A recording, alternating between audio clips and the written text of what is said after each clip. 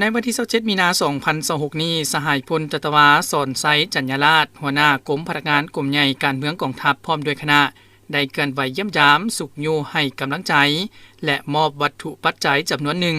ให้แก่บรรดาครอบครัวพนักงานที่ได้รับผลกระทบจากพายุฤดูร้อนมากเห็บถล่มในวันที่22มีนา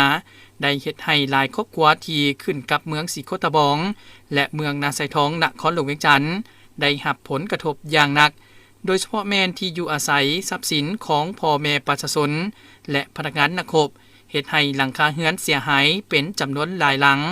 ซึ่งในนั้นมีครอบครัวพนักงานที่สังกัดอยู่กรมพนักงานกรมใหญ่การเมืองกองทัพที่ได้รับผลกระทบจากพายุฤดูร้อนมากเห็บถล่มจำนวน2ครอบครัว